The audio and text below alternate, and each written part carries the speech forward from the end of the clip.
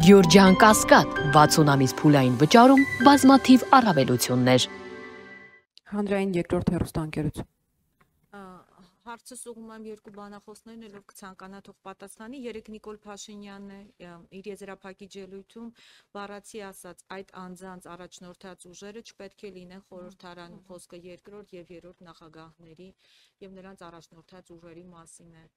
Ինչ կարող եք ասել այս մասով։ Նիկոլ Փաշինյանը չի որոշում, թե որ քաղաքական ուժերը պետք է լինեն խորհրդարանում։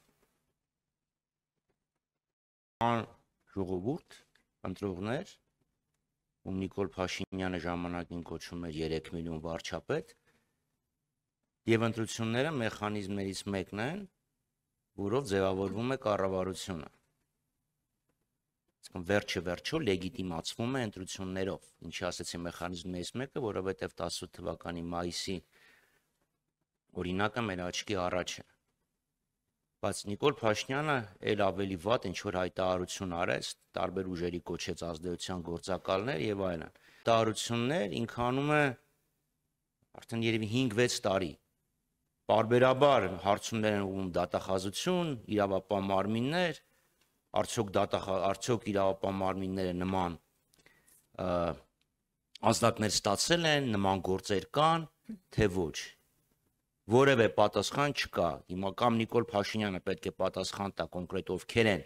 ազդեցության գործակալները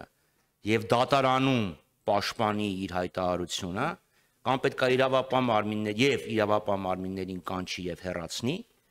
կամ իրավապահ մարմինները այսօր առավոտյան պետք է ԱԱԾ ջոկատներ ուղարկեին տարբեր մարդկանց տներ, ինչը իրանք անում են, այսինքն հասել ենք նույնիսկ նրան, որ մարդկանց ում խուլիգանության մեջ են մեղադրում, ուղղակի դեռ մեղադրում, ԱԱԾ-ն է բերում երեխաների աչքի առաջ ստրեսի ենթարկելով ընտանիքը, բայց այն, որ ինքը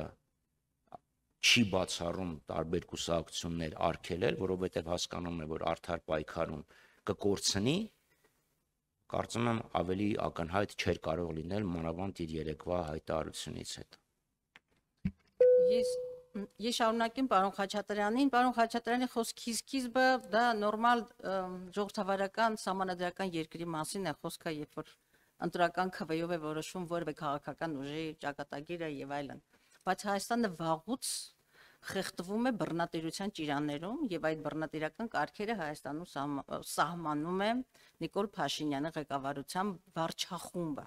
եւ խոսքը վերաբերում է հենց այդ բռնաճնշումներին եւ մեկ անձի ձեռքում կենտրոնացած իշխանությանը։ Եվ իհարկե երեկվա այդ անոնսը որոշ քաղաքական ուժերի քաղաքական ասպարեզից դուրս հանելու դա շարունակություն է իմ նախորդ խոսքի, երբ որ տեղական ինքնակառավարման մարմիններում մենք գիտենք, որ այն բոլոր թիմերի ընտրված ուրեմն ընտրությունների արդյունքում ոչ իշխանական, ոչ իշխանության քիմքին հաջող տեխնացուները կամ հայտնվում են ճաղավանդակի ետևում կամ էլ ով ողբերգություն մահանում են։ Եվ այդ անոնսը, որ այդտեղ այսօր երեք խորհրդարանում արվեց, հենց այդ մասին էր, որ պարզապես իրենց ճանապարհին, որը բռնության, ողբերգության, հայրենիքի կորստի ճանապարհը չեն հանդուրժելու այլախոհների, այլակարծիք, այլ քաղաքական ուժերի։ Բայց ասեմ, որ դրանից ավելի ծանր մեղադրանքները հնչել դաշնակցության հասցեին, կոնկրետ Արման Բաբաջանյանի շուրթերով, որին դատարանը դատապարտել է եւ ճանաչել է ուրեմն մերկապարանոց եւ հիմա էլ քրեական վարույթ կա այդ նույն Արման Բաբաջանյանի նկատմամբ, որովհետեւ ուրեմն իր զրպարտանքները մաքուր զրպարտանքներ էին։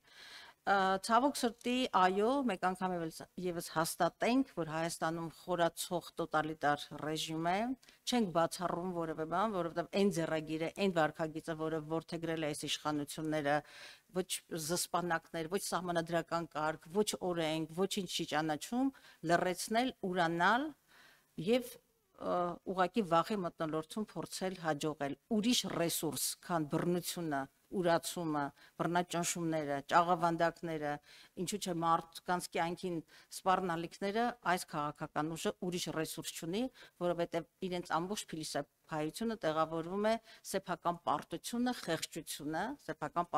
խեղճությունը, քաղաքական սնանկությունը արդարացնել ժողովրդին ներշնչելով, թե այլ ընտրանք չկա, մենք պետք է այսպես դատապարտված, հուսահատված հասարակություն լինենք։ Ասեն, որ չի հաջողվելու, որտեղ հայ մարդը վաղուց արթնացել է, վաղուց հասկացել են, որ այս քաղաքական ճանապարհը նոր կորուստների եւ պետականության գլխին կախված մեծ հարցականի ճանապարհն է,